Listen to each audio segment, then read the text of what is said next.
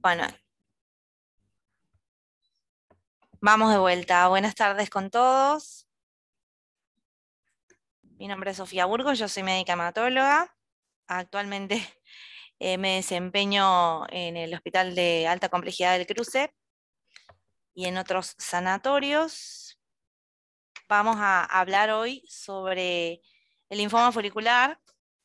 La idea de esta charla, a pesar de que tiene mucha información que es científica, porque si no es imposible hablar del linfoma folicular. La idea de esta charla es darles un paneo de qué se trata este linfoma que tiene ciertas particularidades, y verlo como desde la perspectiva de lo que le interesa saber al paciente, a sus familiares, a sus amigos. Muy probablemente acá hay gente que tiene algún tipo de linfoma o que es familiar o amigo acompañante, ¿no? Así que vamos a Espera, paciencia. empezar. Va. Sí les pido que apaguen el micrófono a las personas que están conectadas para que no digamos, no haya ninguna interrupción de algún sonido. Ahí estamos. ¿Se ve bien? Si no, cualquier cosa decime, Aide. Está perfecto.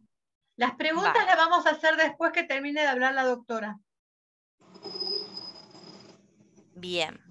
Siempre yo empiezo hablando del linfoma antes de meternos en el linfoma folicular como una enfermedad que no es de las benignas, ¿sí? Sabemos que los tumores pueden ser benignos o malignos. El linfoma está en el grupo de los que no son benignos, ¿sí? Primero fue descrito por un doctor, por eso tenemos estas dos grandes familias de linfomas, los linfomas de Hodgkin y los no Hodgkin, ¿no? Dentro de los linfomas no Hodgkin hay una gran variedad de linfomas y en esa canasta se encuentra el linfoma folicular, ¿está?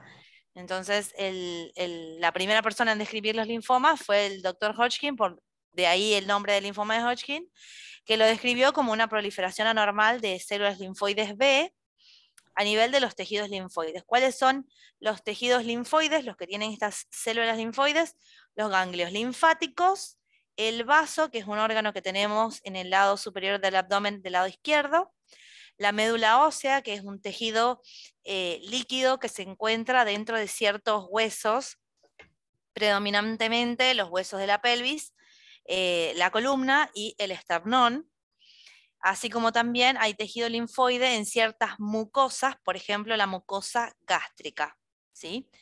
Como les había dicho antes, el linfoma folicular es un linfoma del tipo no Hodgkin.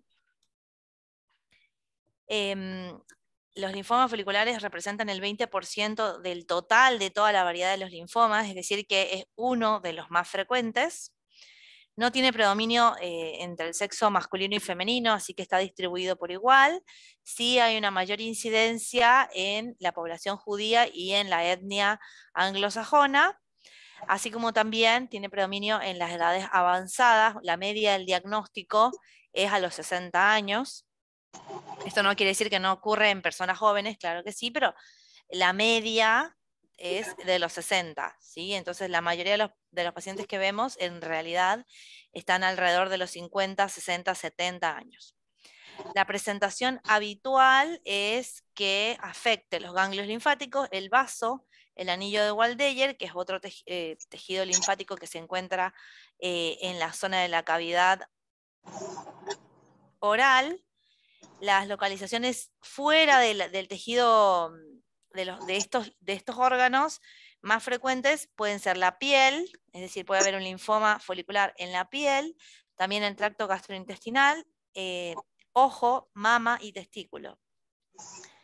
La mayoría de los casos de linfoma folicular se diagnostican en estadios más bien avanzados. Avanzados quiere decir que ya han comprometido, por ejemplo, la médula ósea, y esto sucede porque el crecimiento del linfoma folicular suele ser muy lento, por lo tanto, puede ser que pasen años hasta ser diagnosticado porque no, por ahí durante mucho tiempo no ocasiona ningún signo ni ningún síntoma, y al estar durante mucho tiempo presente, eso hace que ya cuando sea diagnosticado ya de signos y síntomas, ya la médula ósea esté afectada, ¿sí?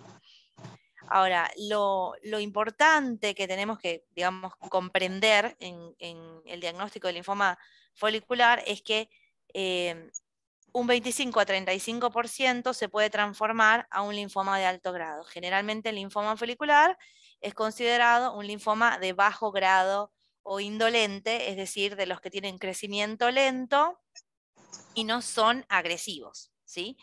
Pero entre un 25 a 35% se puede transformar, las células pueden cambiar a otro tipo de linfoma que es el difuso de células grandes B.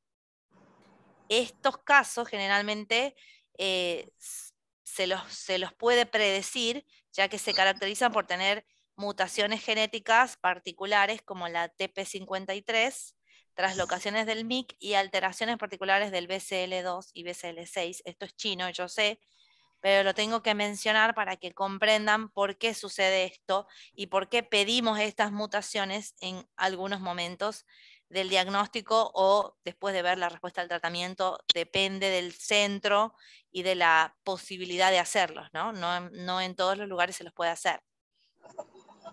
¿Cuál es la causa por la cual una persona desarrolla un linfoma? En realidad, decir que es esta sola, que sí o sí, si te pasa esto vas a tener un linfoma, eso no, se desconoce. Lo que se ha identificado son factores de riesgo para que eso ocurra.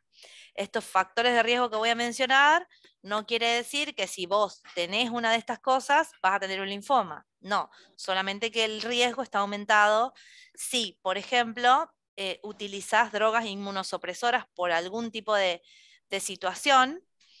Si padece la persona una inmunodeficiencia congénita, es decir, si tiene afectadas sus defensas de manera, puede ser, por ejemplo, hereditaria. Hay algunas inmunodeficiencias hereditarias por las cuales la persona nace ya con ese déficit inmunológico.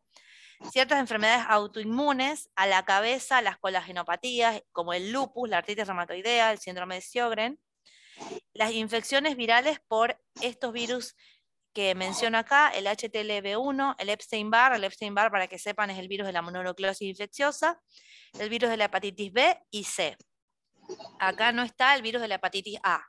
Lo aclaro porque la hepatitis más frecuente es la A, y no es esa la que se relaciona con el mayor riesgo de padecer linfoma.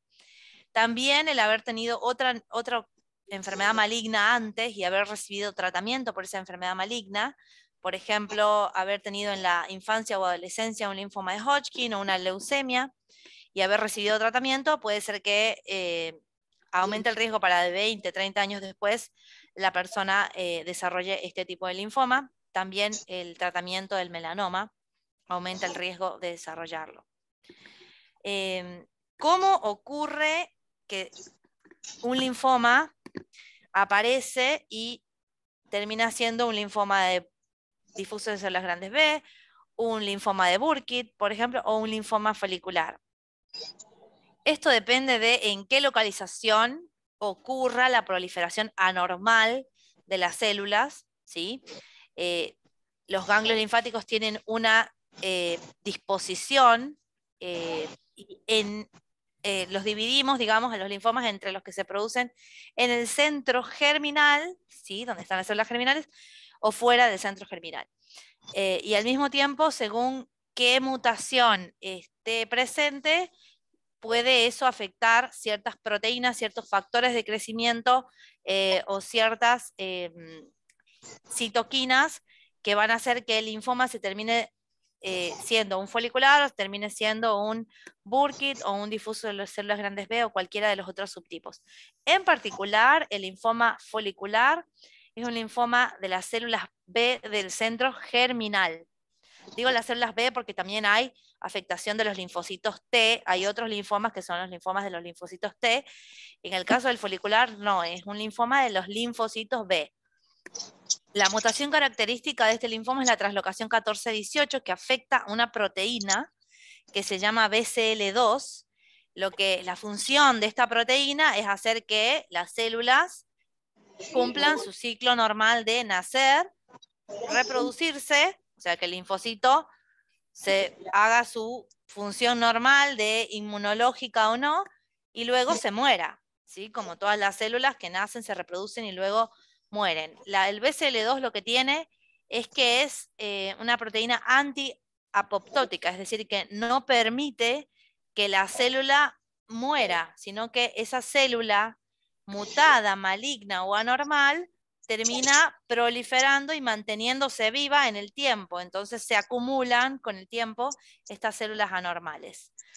Los linfomas foliculares que no tienen esta mutación 14-18, más bien se suelen caracterizar por otros mecanismos que son más agresivos. Bueno, ¿por qué consulta una persona y termina en el clínico o en el hematólogo y termina siendo estudiada? Generalmente por la aparición de adenopatías, es decir, una adenopatía es un ganglio que se puede la persona palpar. Hay otros ganglios que no son palpables, por ejemplo, los que están dentro del tórax o dentro del abdomen, pero dan otros signos y síntomas, como dolor abdominal, sensación de saciedad precoz, es decir, que come un poquito y ya se siente satisfecho, cosa que no sucedía antes. También la aparición de un agrandamiento del hígado o del vaso, que son estos órganos que tenemos en la parte superior del abdomen, a eso se le llama hepatoesplenomegalia. También pueden aparecer síntomas, lo que llamamos de los síntomas B, que son muy característicos, es decir, que la persona tenga fiebre o equivalentes, es decir, como chuchos de frío, escalofríos, o sudoración, son equivalentes febriles, pierda peso o tenga mucho cansancio, fatiga. También puede presentarse prurito en la piel, como una sensación de que está como que picazón o como si tuviera una alergia. Si es que aparecen ganglios dentro del tórax, que ya les dije que esos no se pueden palpar, sino que se manifiestan de otra manera, al empezar a crecer esos ganglios, van a oprimir los otros órganos, ¿sí? La circulación cerca del corazón, los pulmones. Entonces eso va a ocasionar que haya falta de aire, sensación de dolor dentro del pecho, tos o un síndrome de vena cava superior, que se inflame toda la parte del cuello porque la circulación pasa a enlentecerse en esta parte. Manifestaciones en piel en el caso de afectación del linfoma en la piel, ¿no?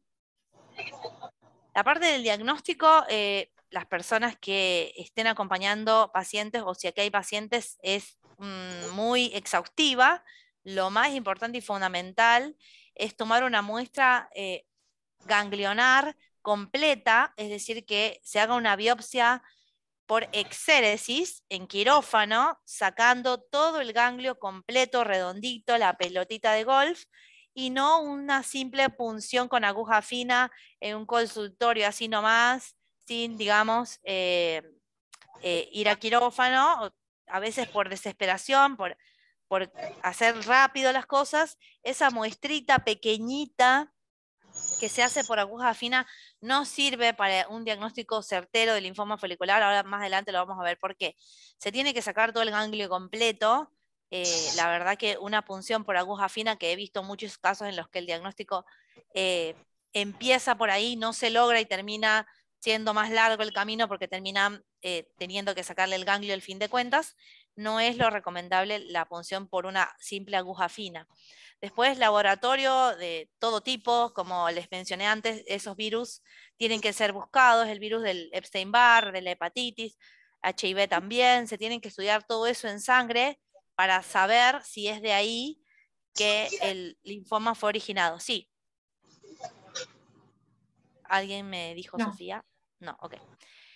Por ejemplo, si nosotros tratamos un linfoma y nunca descubrimos que esa persona tenía hepatitis C y no le dimos el tratamiento preventivo, se va a complicar en el medio de la quimioterapia la persona, y además no vamos a resolver lo que originó en un primer momento que se origine el linfoma folicular, ¿sí? Entonces tiene que ser bien estudiada la persona con todas estas serologías virales.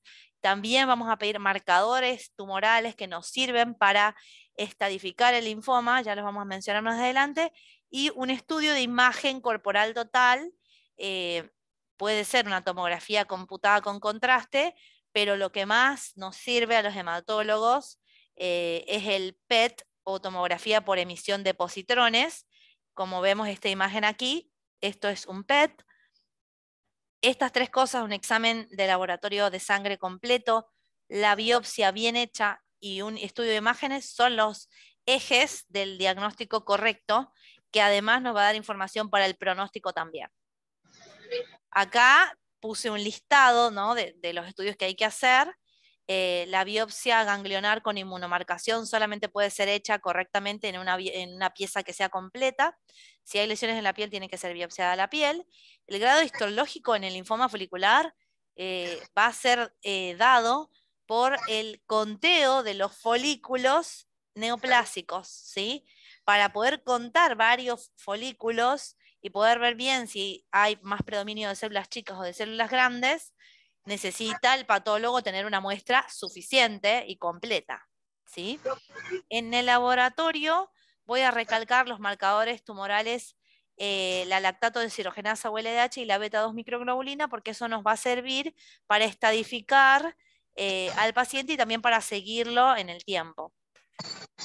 Esto, un poco de luz. Ecocardiograma lo vamos a pedir porque en la quimioterapia hay drogas, depende del tratamiento que se le ofrezca al paciente, hay drogas que pueden afectar al músculo del corazón, cardiotóxicas que le llamamos, por lo tanto tenemos que tener un ecocardiograma de partida para poderlo comparar después si pasa algo. Endoscopía gastrointestinal, si la persona tiene síntomas gastrointestinales o sospecho que hay una lesión ahí. Todas las mujeres en edad fértil deben ser estudiadas para un posible embarazo y ser también asesoradas en cuanto a su fertilidad, porque la quimioterapia la puede afectar. La tomografía, la resonancia, si hay afectación del encéfalo, y el PET son claves. Esta es la imagen por la cual yo insisto en que la biopsia debe ser bien completa. Estos son los grados, grado 1, grado 2 y grado 3, anatomopatológicos, ¿sí? Lo que el patólogo va a describir en el informe del diagnóstico. En el grado 1 hay más predominio de células chicas y de centrocitos. En el grado 2 va a haber un mix, ¿no?, entre células chicas y células grandes. Y en el grado 3, más bien van a haber ausencia de centrocitos, va a haber predominio de centroblastos y la disposición va a ser difusa en el grado 3, ¿sí? Hay veces en las que la pieza puede mostrar una parte, un linfoma folicular, o sea, características del linfoma folicular, y otra parte, características del linfoma difuso de células grandes B, es decir, de ya transformación. Cuando eso sucede, nosotros tenemos que tratar a ese paciente como un difuso de células grandes B, porque ya hay signos de transformación, aunque no sea en toda la pieza. Bueno, el diagnóstico, como yo les había dicho, es muy importante la parte anatomopatológica. El grado 1 predomina las células pequeñas, el grado 2 es mixto y el grado 3 predomina las células grandes. La inmunohistoquímica son marcaciones que le va a hacer el patólogo específicas a la pieza para poder identificar el subtipo de linfoma. Para poder saber qué es un linfoma folicular, sí o sí tenemos que tener esta inmunohistoquímica hecha y tiene que dar positivo para estas marcaciones, 20, 22, 10. Inmunoglobulina de superficie, y tiene que ser negativo el 5 y el 23, ¿sí? Eso nos hace diferenciar, este linfoma se puede confundir con otros, entonces tenemos que tener bien claro esta marcación. El estudio citogenético es un estudio en el cual se estudian los cromosomas y digamos, la idea es identificar si está presente o no esta translocación 14-18, que es la característica, así como también se puede pedir un estudio de biología molecular para identificar la proteína BCL2, que es la que suele estar presente en el folicular. Después, la extensión del tumor, o sea, el linfoma ocupa un solo territorio ganglionar. Ese territorio ganglionar es, digamos, está arriba del diafragma y abajo del diafragma también. Eso nos va a hacer muy útil para poder estadificar y prever cómo le va a ir a ese paciente con el tratamiento. Por eso los médicos pedimos tantas cosas, por eso es tan importante la tomografía y el PET. En el estadio 1 solamente está afectado un territorio ganglionar, en el 2 hay 2 o más territorios ganglionares afectados, en el 3 ese territorio ganglionar no solamente está por encima del diafragma, sino que también hay afectación por debajo del diafragma. Y el estadio 4 es cuando está afectada la médula ósea u otra localización, por ejemplo, extralinfática, sea que haya o no compromiso ganglionar. Después, todos estos batería de estudios que se hacen al diagnóstico, ¿para qué no vamos a utilizar los hematólogos? Para hacer un cálculo, ¿sí?, pronóstico. Para eso utilizamos varias herramientas.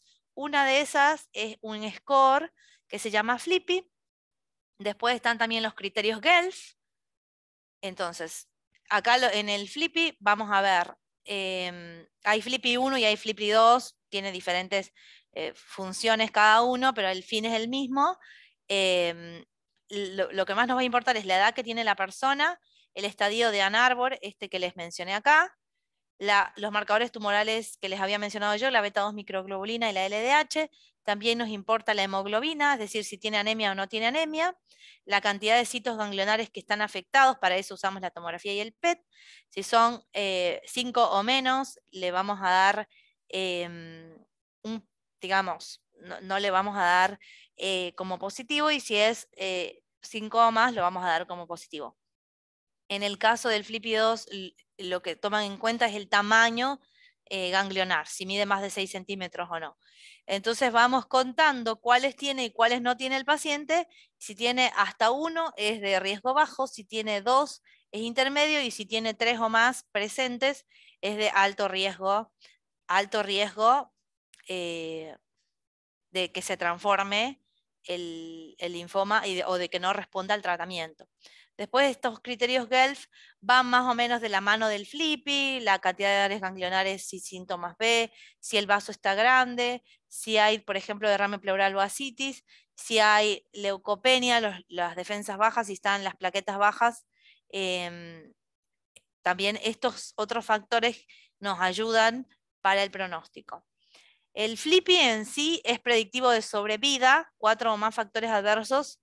Habla de una sobrevida pobre a 10 años de solamente el 36%, en contraposición con que si tienes solo 1 o menos de estos factores, la sobrevida es del 71% a 10 años, ¿sí?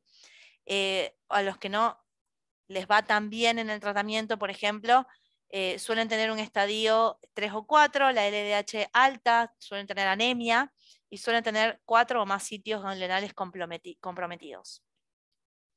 El tratamiento va dirigido según esto, ¿sí? Según el estadio de Ann Arbor. Si son estadios localizados, van a tener un tratamiento, y son estadios avanzados, es decir, 3 o 4, el tratamiento va a ser totalmente diferente, ¿sí?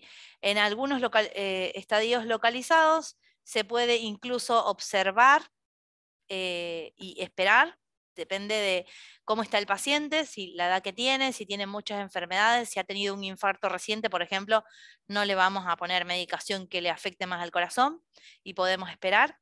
Así que hay veces en las que no hacer tratamiento es la mejor decisión, aunque no sea esta la mayoría de las veces, ¿no? Es la minoría, pero esa posibilidad sí existe y es totalmente viable.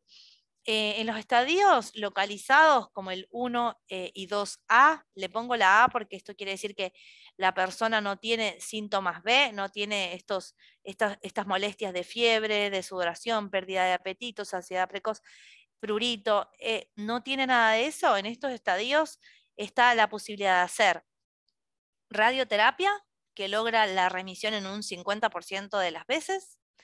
Las presentaciones localizadas se dan en el 20 a 30 de los pacientes, es decir, que el 20 a 30% se diagnostican en este estadio. Probablemente a largo plazo hay una posibilidad de cura. Se ha visto pacientes que hacen radioterapia cuando están en estadio 1, por ejemplo, y nunca más vuelven a tener una manifestación de linfoma. No es lo más habitual, ¿no?, que se diagnostique en este estadio, pero en el caso de que sea diagnosticado en este estadio, hay esa posibilidad. El control generalmente se logra haciendo radioterapia en el campo comprometido solamente. Un pequeño porcentaje recae fuera del campo irradiado, por ejemplo. Y generalmente, bueno, 50% en realidad de los localizados se encuentran libres de recaída a los 15 años de haber recibido la radioterapia. Bien. Estadio localizado quiere decir que no tiene enfermedad ganglionar mayor a 10 centímetros ni tiene más de 3 áreas comprometidas, ¿no? Bien. Después está la posibilidad de hacer quimioinmunoterapia, es decir, rituximab combinado con drogas de quimioterapia convencional en los estadios 2A o, perdón, esto es recomendación 2A, es la recomendación, el nivel de cuánto lo recomiendan los expertos, digamos, o la evidencia el hacer este tratamiento. Y después está la posibilidad de hacer rituximab con betamustina, o sea, esta combinación de aquí, a pesar de que sea un estadio localizado. Y después, como otra opción, está la posibilidad de hacer quimioinmunoterapia más radioterapia, es decir, una combinación. Esta combinación lo que se ha visto es que mejora la sobrevida, libre de progresión, es decir, le da más tiempo a la persona sin que el linfoma avance, pero al fin de cuentas, a largo plazo, no mejora la sobrevida global, obviamente, porque mientras más tratamiento, más posibilidad de complicaciones. Después está cómo se tratan los estadios avanzados. Ya vimos que los localizados generalmente es solamente radioterapia o algunos casos que uno los va a elegir según los criterios que tenga, podrán ser tratados con quimioterapia también o incluso combinación de quimioterapia con radioterapia. Ahora, en los estadios avanzados vamos a dividir las aguas entre los que tienen algún criterio de los GELF que les mencioné, como por ejemplo esplenomegalia, el vaso grande, y los que no tienen ninguno de esos criterios de pronóstico adverso. Los que no tienen ninguno de esos criterios de pronóstico adverso pueden no ser tratados, ¿sí? Después está la posibilidad de indicar un tratamiento como los pacientes que cumplen los criterios GELF, o sea, uno de los tratamientos que están aquí abajo. Puede no tratarse el paciente porque el beneficio no es mayor que el riesgo de ponerle medicación, o puede que se haga alguno de los tratamientos que se recomiendan como si sí tuviera alguno de los criterios GELF. ¿Esto por qué se hace? ¿Por qué decido no tratarlo?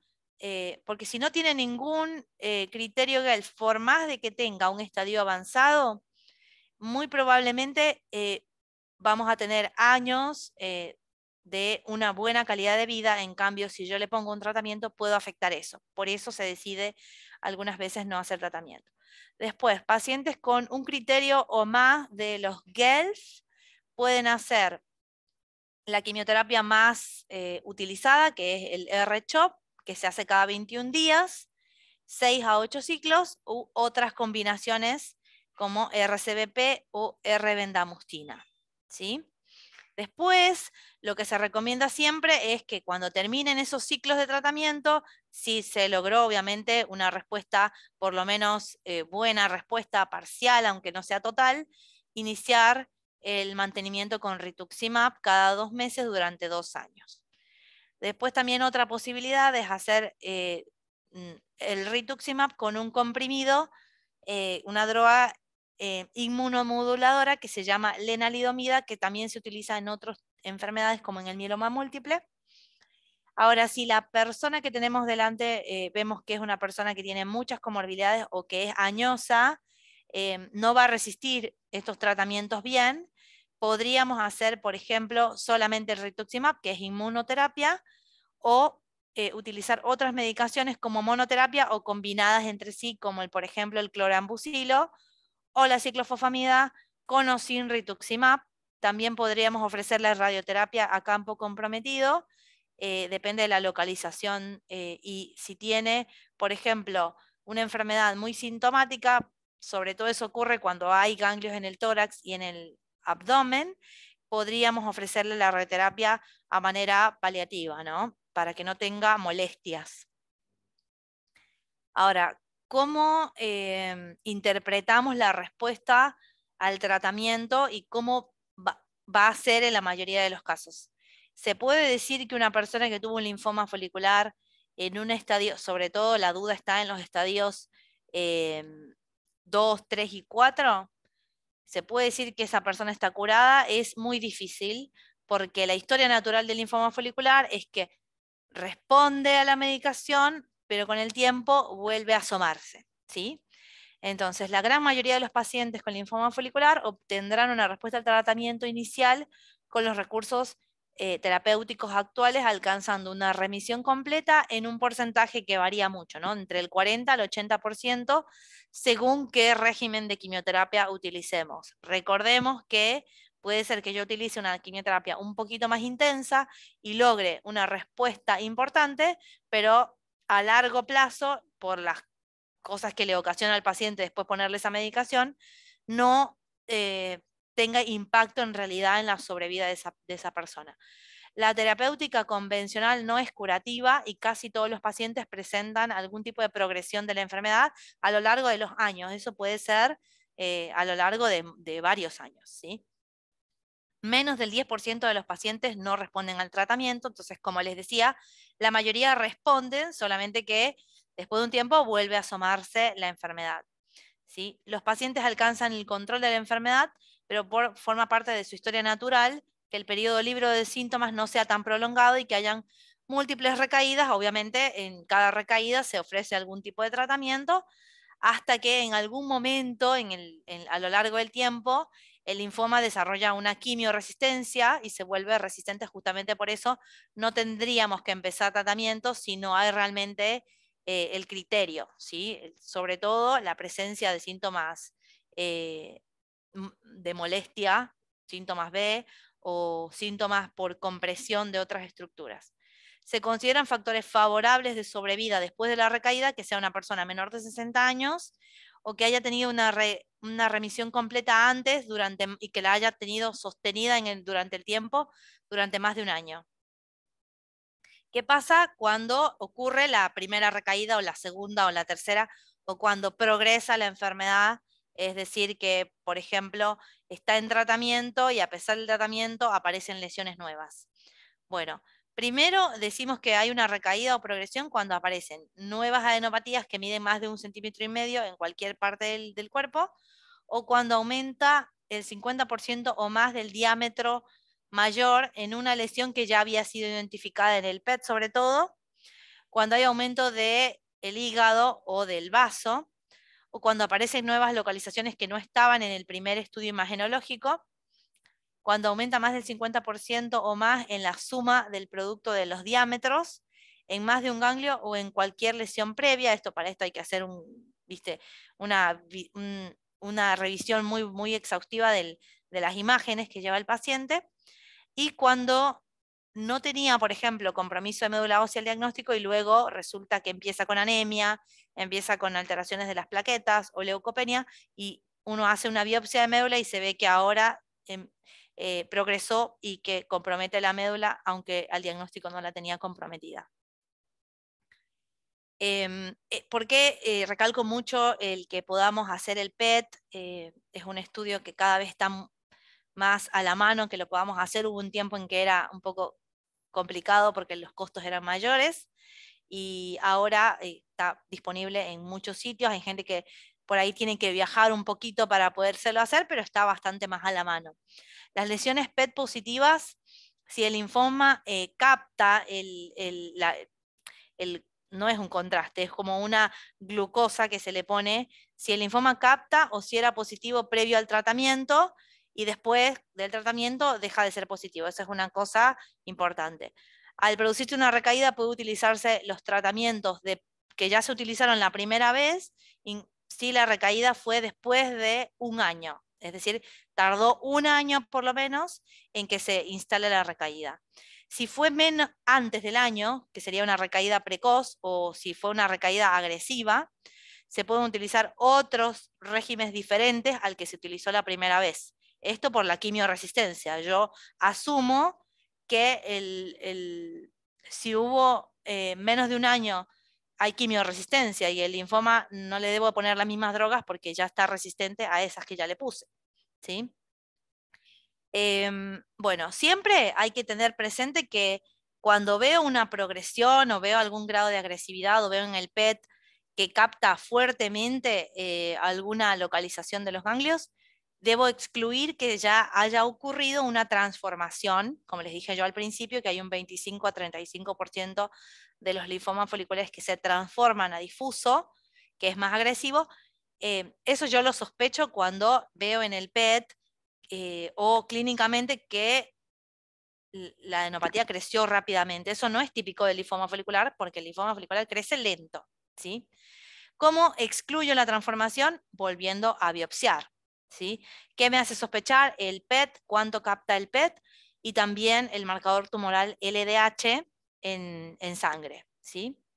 Específicamente el valor del PET, es el SV mayor a 13, es muy, muy sospechoso de que se transformó. ¿Cuáles regímenes hacemos en una recaída? Bueno,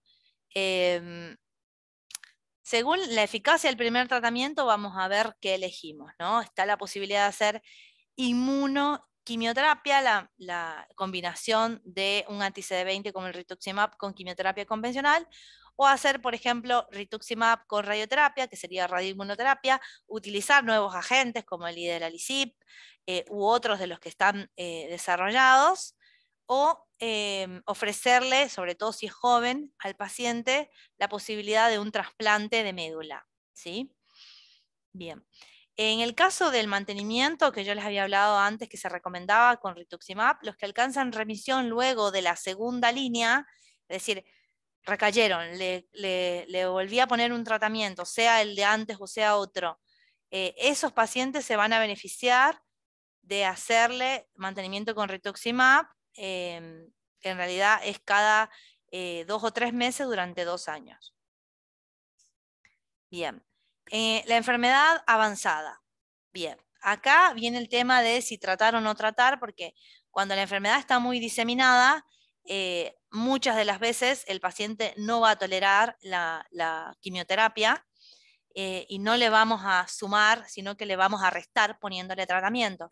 Entonces, muchas de las veces lo mejor es observar y más que nada nos va a ayudar en la decisión ver si hay síntomas o no, ¿sí? Generalmente en los estadios avanzados ya, si le colocamos algún tipo de tratamiento al paciente, se va a hacer considerado ya con fines paliativos y no curativos, ¿no? La mayoría de los linfomas foliculares diseminados son incurables, ¿sí? La mayoría de los expertos recomiendan observar hasta el desarrollo de síntomas sistémicos, es decir, hasta que duela la panza, hasta que duele el pecho, si no puede haber un correcto tránsito intestinal, entonces ahí damos medicación para que vuelva a tener un correcto tránsito intestinal y no haya problemas para ir de cuerpo, por ejemplo, o que no duele el pecho, que no falte el aire, para que el paciente esté cómodo, entonces damos tratamiento, pero no con fines curativos porque sabemos que en estos estadios no va a ser posible.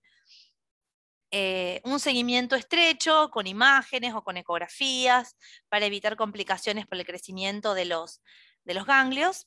Y no hay un consenso específico sobre la primera línea de tratamiento cuando un paciente ya es diagnosticado en un estadio muy avanzado con lesiones múltiples o de gran tamaño, sobre todo si es una persona de edad avanzada.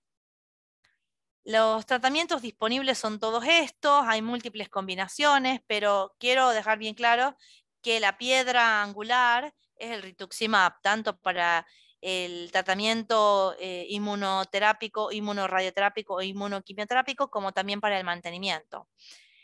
Hay diferentes drogas que se pueden combinar con ciclofosfamida, con fludarabina, con lenalidomida. El R-CHOP es el esquema más conocido, pero hay muchas combinaciones. Y esto está bueno porque, por ejemplo, hay muchas veces en las que puede ser que tengamos delante un paciente que tenga ya una neuropatía por otra causa y yo no le puedo poner esta droga vincristina, entonces tengo que tener otras opciones de tratamiento para este paciente, así como también si tiene mucha afectación cardíaca por alguna enfermedad previa, puedo utilizar otras drogas como la lenalidomida, entre otros. Acá está la posibilidad, sobre todo esto para tratamiento paliativo, de utilizar drogas como monoterapia. O sea, por ejemplo, el clorambucilo, que es un agente alquilante, está, digamos, una de las posibilidades de elección para pacientes mayores que no quieren ir hasta hospital de día y ponerse la medicación endovenosa, y como la idea es mantenerle la calidad de vida a ese paciente si está en los últimos estadios, esta es una buena opción que se da por vía oral y que impide el crecimiento rápido de los ganglios, por lo tanto, el paciente tiene más meses tranquilo. La fludarabina, en cambio, es una opción que se puede dar sola, sin, digamos, por vía endovenosa, pero tiene que ir el paciente a hospital de día o internarse para recibirla. Y tiene el problemita de que baja mucho las células y entonces puede ocasionar que la persona requiera alguna que otra transfusión, pero sirve para aliviar los signos y los síntomas. El rituximab, que no se le puede dar a todos, porque hay personas que cuando reciben el rituximab se sienten muy mal, se les baja la presión o empiezan a tener dolor de pecho. Puede pasar eso. Las personas que sí lo toleran podrían recibirlo solo o combinado con otra medicación, también con fines paliativos. Después está el idelalisib, ¿sí? Que recientemente en el 2020 fue aprobado acá en Argentina como monoterapia en las personas adultas que han sido refractarias ya a 2 líneas de tratamiento anteriores, ¿sí? Está ya aprobado por la FDA desde el 2014 con la indicación de utilizarla en la recaída en personas que ya hicieron al menos 2 líneas de tratamiento antes. El obinutuzumab es una alternativa al rituximab, es un anti-CD20 y fue aprobado para recaídos o refractarios luego de regímenes que ya hubieran tenido rituximab, o sea, en personas que ya intentaron con rituximab. Una de las opciones, por ejemplo, es combinar obinutuzumab con bendamustina, 6 ciclos cada 28 días. También se puede utilizar como monoterapia. Y si alcanza una revisión parcial o revisión completa, luego de 6 ciclos se puede espaciar y hacer como una especie de mantenimiento, igual que el rituximab, cada 2 meses por 2 años. Ahora, la opción del trasplante es una opción bastante válida.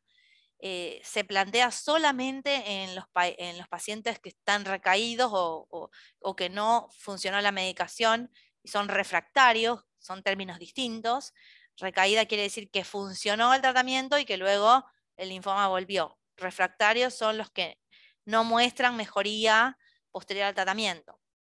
A esos pacientes se les ofrece un trasplante autólogo, quiere decir que va a hacerse un trasplante de su propia médula ósea, que en un momento posterior a la quimioterapia es recolectada, esas células madre de la médula ósea son guardadas o criopreservadas y posterior a terminar el tratamiento son infundidas posterior a una quimioterapia muy intensa que es parte del trasplante. La quimioterapia del trasplante es diferente a la que recibió el paciente como tratamiento de su linfoma y lo que va a hacer es barrer toda la médula ósea, que no quede nada, como cuando un campo es totalmente vaciado, para luego volver a sembrar la semillita con su médula ósea que fue guardada, ¿sí? Después del tratamiento se considera que esa médula ósea ya no tenía células anormales, entonces se pueden volver a sembrar esas células en la médula ósea y eso le daría al paciente un mayor tiempo o mayor periodo libre de linfoma, ¿sí? Mejoró la sobrevida total, eso fue demostrado.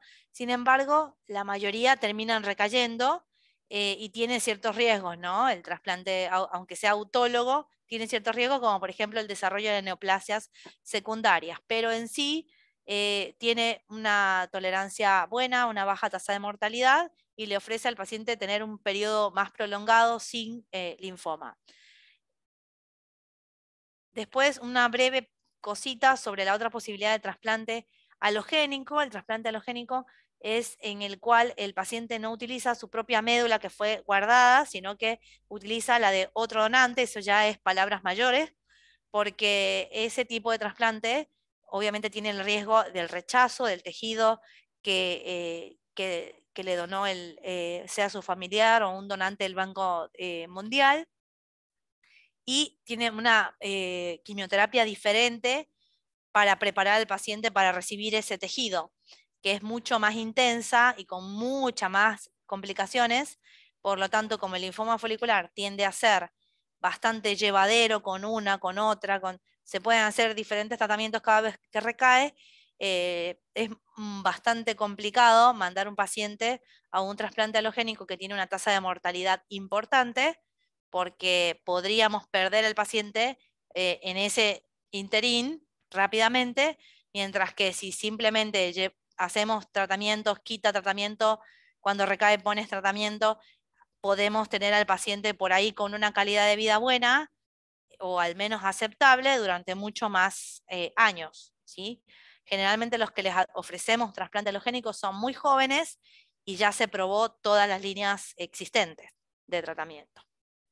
Bueno, antes de terminar, una breve mención a la Asociación de Linfomas, porque lo que hace esta asociación es brindar apoyo psicológico, orientación legal, y también estas charlas acá conmigo o con otros invitados, que lo que hacen es darle herramientas al paciente y darle la posibilidad de que pregunte o que se informe un poco más, y lo empodere, ¿no?, al paciente para entender bien qué es lo que le pasa, y poder muchas de las veces acceder a opciones de tratamiento que quizás no sabía que existían, o que la obra social le negó, o que por ahí nadie le ofreció. Me parece que está bien que una persona no solamente sea encasillada en lo que su obra social indica. le deja, sino que sepa que existen otras cosas que, aunque por ahí no se las permita su obra social,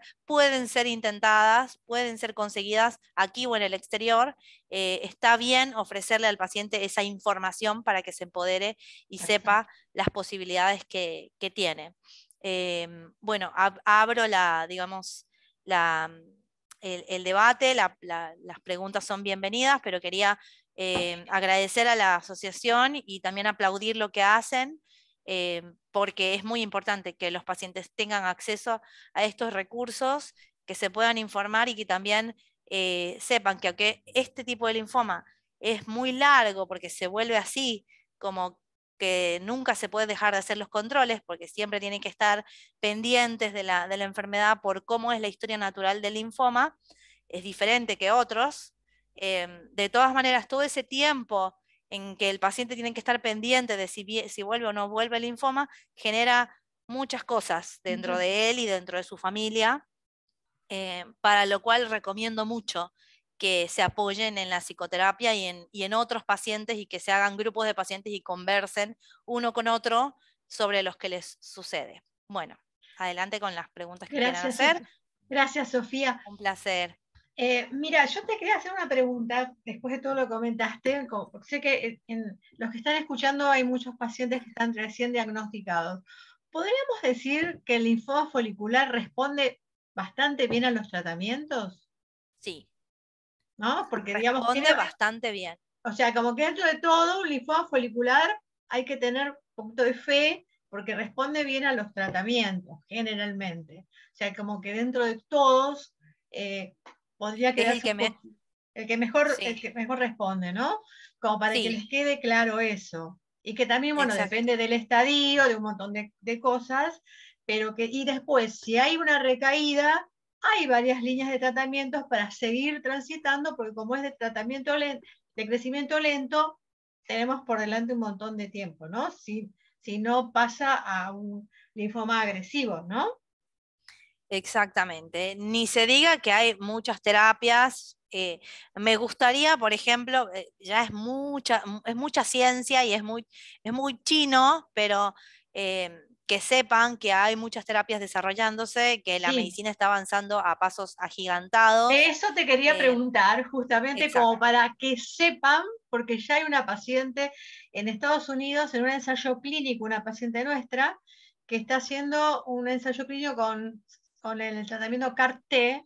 Entonces, que algo somero que sepan que estamos años luz de hacer en Argentina, pero que sepan que sí se está haciendo y se está probando en muchos lugares. Si puedes explicar un cachitito de qué significa eso. Sí. Estas terapias, que en realidad son muy avanzadas, muy costosas, tienen unas respuestas hasta ahora excelentes. Las CAR T-cells en realidad son células que se toman del paciente, son modificadas en el laboratorio de esta manera tan espectacular, en las que cuando se vuelve a infundir las células en la persona, están esas células programadas para buscar las células del linfoma. Okay. Entonces, cada vez que el linfoma folicular quiere volver, esta historia natural, de esta tendencia que tiene el linfoma folicular de quererse asomar de vuelta, entonces los linfocitos que están dentro de la persona programados lo identifican y los matan.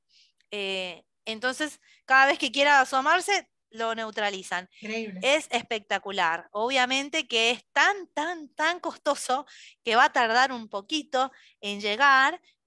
Yo tuve la oportunidad de estar cerca de pacientes que recibieron CAR T-cell cuando estuve en España y es espectacular. En ese momento había sido utilizado para otra enfermedad, no para el linfoma folicular, pero está teniendo, digamos, en medio de un ensayo clínico, una perspectiva bastante buena. Argentina no es un país que se quede atrás con la ciencia para nada, solamente que los costos son hiper altos, y ya sabemos que acá hay un problema económico, pero en algún momento eso va a llegar. Mientras tanto, el linfoma folicular puede estar durante años dormido, lo puede decir Aide. Yo, 22 años voy a cumplir. ¿Viste? Exacto. Y también he tenido pacientes que fueron localizados tempranísimo y que hicieron tratamiento y hasta ahora no hubo ninguna recaída durante varios años. Entonces, sepan que es importante, por eso me gusta lo que está haciendo AID con el Día del Linfoma, es importante cuando aparece un bultito, ir al médico cuanto antes, así la obra social diga que faltan 2 meses para el turno, vayan a cualquiera, fuera de la obra social, lo que sea, porque ese bultito puede ser algo más y mientras antes se diagnostique, mejor pronóstico. Perfecto. Bueno, acá Ana está preguntando, tengo un linfoma folicular 4 y me quedó la sensación que no responde muy bien al tratamiento. La semana que viene comienzo la quimio y es lo que entendí de la charla. ¿Me equivoco? Porque tiene un linfoma folicular 4. No, en realidad es así. Generalmente hay que ver varias cosas porque no sé ni la edad, viste, es como muy complejo, pero el linfoma folicular, si ella es la primera vez que la van a tratar, es su primer intento, porque hay que dividir los que es la primera vez que van a hacer tratamiento de los recaídos refractarios, que en esos yo estuve diciendo que por ahí sería mejor observar muchas de las veces, depende del caso. Pero el primer intento de tratamiento, generalmente las personas responden bien. El linfoma folicular tiene esto de ser sensible a la quimioterapia. Muchas de las veces con un solo ciclo o con 2 ya se ve en el PET que ya no hay nada. Lo que pasa es que justamente por la fisiopatología, por el comportamiento de esta mutación genética que tienen, el linfoma suele otra vez, después de un tiempo, puede ser más de un año, como les estuve explicando, 2, 3, 5 años, a asomarse después de un tiempo, ¿sí? Pero si es tu primer intento de tratamiento, vos tenés que ir positiva de que es el primer intento, ¿sí? Se va a ver cómo responde. Y es importante todas estas cosas que les había mencionado, de cómo le dio la LDH, si tenía anemia, no tenía anemia, la edad, varias cositas, y que haya sido bien hecha la anatomía patológica. Muchas de las veces pasa que por ahí había mitad de la pieza ya un poquito transformada y no no se sacó bien la pieza y no se pudo ver eso. Es muy importante que la biopsia haya sido bien completa. Generalmente cuando es en el cuello, por ahí queda una cicatriz, pero eso después se puede, con cirugía plástica se puede, viste, acomodar, pero el diagnóstico completo y bien hecho es muy importante para saber bien cómo darle el tratamiento adecuado a la persona. Bien, Virginia dice, muchas gracias por su presentación, muy clara e informativa. Me diagnosticaron recientemente linfoma folicular estadio 2A. Tengo que definir un tratamiento y estoy en eso. Me recomendaron la radioterapia y veo que es la indicada. Me queda la duda, ¿por qué veo en la histoquímica algunos marcadores de los que mencionó que no están medidos? ¿Debería pedirlos?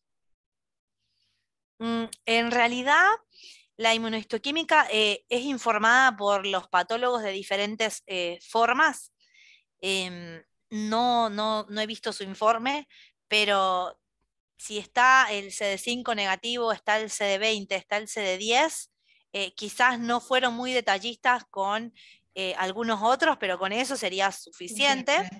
Hay que ver, ¿viste? Cómo lo informan. También hay laboratorios en los que le cambian el nombre y le ponen letras, o sea, puede ser diferentes cosas, ¿no? Ahí. Y en los estadios localizados la radioterapia hoy en día se utiliza cada vez más porque antes no había la radioterapia en tercera dimensión como ahora, que es muy, muy exacta, ¿sí? Antes era medio que hacían radioterapia y afectaba a toda la zona que se irradiaba. Ahora la radioterapia es sumamente puntual, de hecho se hace una simulación por computadora antes de empezar, en la que no sé si ya te hicieron la simulación, pero te van a poner ahí, te van a medir, van a hacer unos grafiquitos y van a simular como si ya te la estuvieran haciendo, simulación solamente, para cuando la segunda vez que vos vas ya tengan todo preparado y sea muy, muy dirigido solamente a la zona donde está el ganglio afectado o los grupos ganglionares afectados. Así que confía en el médico y en su decisión. Buenísimo. Bueno, Gabriela dice, me diagnosticaron hace un año estadio 2 y PET en médula. No me dieron, perdón, se me fue. No me dieron tratamiento. ¿Es correcto? ¿Debo hacer interconsulta? Eso me pasó. PET en médula, me parece, no entiendo lo de PET en médula. Yo tampoco. Me hicieron una biopsia de parte y no fue suficiente para diagnosticar hasta el ganglio completo. Si Claro. querés abrir el audio, Virginia, y lo preguntas bien. No, perdón, se mezcló ahí la pregunta, lo que yo estaba diciendo el chat anterior. Gabriela dice que le diagnosticaron hace un año estadio 2 y PET en médula, no me dieron tratamiento. Dice, ¿es correcto o debo hacer otra consulta? Yo después decía algo que estabas diciendo sobre la... Perdón, disculpe. Ay, son dos Gabriel, es verdad, me confundí yo. Una pregunta es esa, me diagnosticaron hace un año estadio 2 y PET en médula. No me dieron tratamiento, ¿es correcto? ¿Debo hacer interconsulta? Yo calculo que no tendría nada en médula. No sé lo de PET en médula, qué quiere decir, pero la única es, no sé qué edad tiene tampoco, pero se la ve relativamente joven por la foto. Sí, puede ser que sea lo correcto. Sobre todo la pregunta que tenés que hacerte es, ¿te sentís bien? Vos preguntate eso. Yo me siento bien, tengo molestias, me duele algo, me ocasiona alguna molestia que me impacte en mi calidad de vida, porque si es así, entonces sí, pero si no, vos, el médico hizo lo correcto. Si vos no tenés ningún signo ni ningún síntoma, obviamente entiendo que la médula no está afectada. Lo de PET en médula no sé qué quiso decir. Dice que sí, tiene afectada, apareció en la médula el PET positivo, ¿no, Virginia? ¿Gabriela? Pero es que estadio 2 no tiene afectación de médula. O sea, claro. si no, claro, la médula afectada es estadio 4. Así que si es estadio 2, no, la médula no está afectada. ¿Cómo uno se da cuenta? Perdón, sobre todo es que están mezcladas Están mezcladas. Gabriela, no sé si Gabriela puede abrir el audio y explicar ella. Mejor, porque claro. yo soy 2, lo de la biopsia, lo que pregunté antes, Gabriela está preguntando otra cosa, creo. A ver, Gabriela, abrí el audio mejor. Sí, lo que yo quise decir es que en biopsia me detectaron estadio 1 o 2, pero cuando me hicieron el PET encontraron que estaba en la médula. Sin embargo, yo no tengo ningún otro síntoma, solamente los ganglios, me siento bien y el hematólogo decidió no darme tratamiento por el momento. Me hace controles cada 4 meses, controles de sangre. Sí, está bien. Lo del, a ver, en el PET lo que se puede ver no es con una certeza así certero, lo certero es una biopsia de médula. Él seguramente lo que lo interpretó, yo me imagino que fue lo que pasó, interpretó el PET como que habían cambios, le suelen decir como hematopoyéticos, sugestivos de, pueden poner eso en el PET, pero si él ve que vos no tenés anemia, él seguramente dice, no, eso no es tan así, si no te hubiera hecho una biopsia de médula. Pero como lo estuve mencionando, incluso hasta estadios con compromiso de médula, si no dan síntomas, pueden ser que no sean tratados, ¿sí?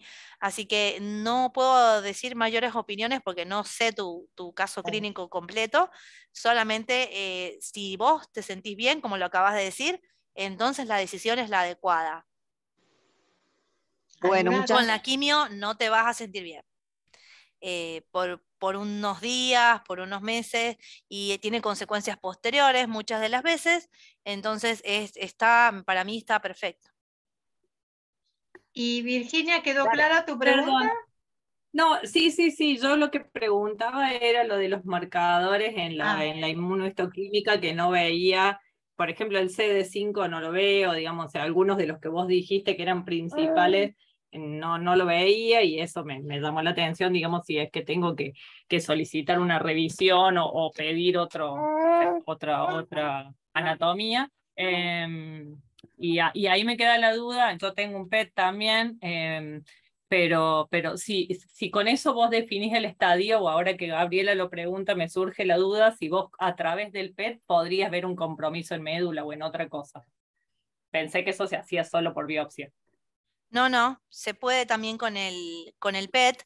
Generalmente nosotros, por ejemplo, si vemos que el PET es sugestivo y obviamente realmente nos parece, porque el paciente tiene anemia o algún compromiso que realmente a ver, la médula ósea fabrica las células de la sangre.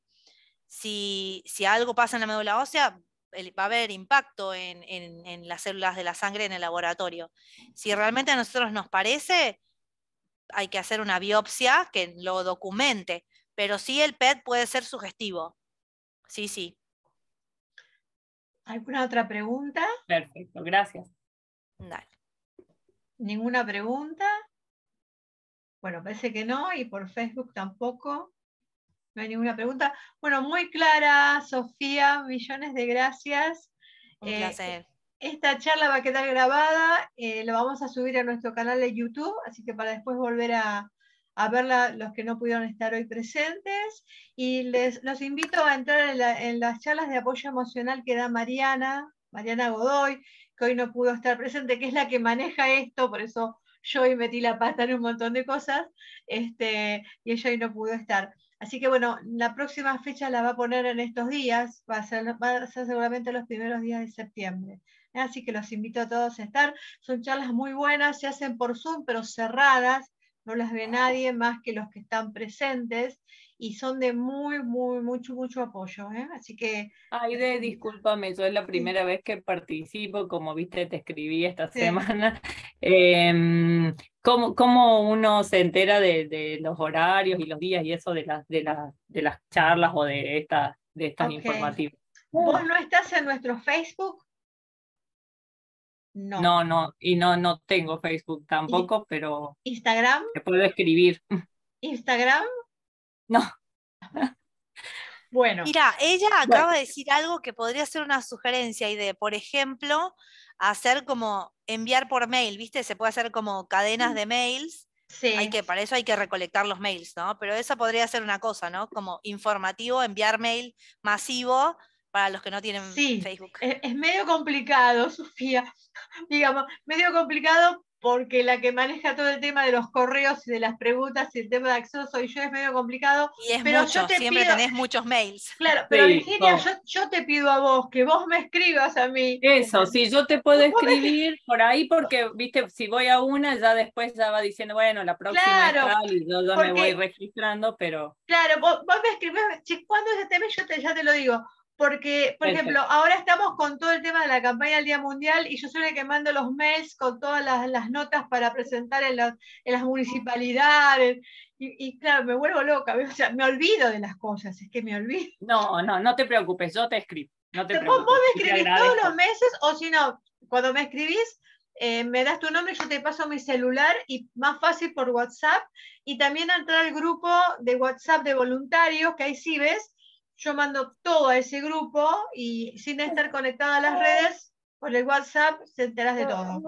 Bueno, yo te mando un mail y vos me compartís ese celular Dale, entonces. dale, Gracias, dale. discúlpame. Bueno, Gracias.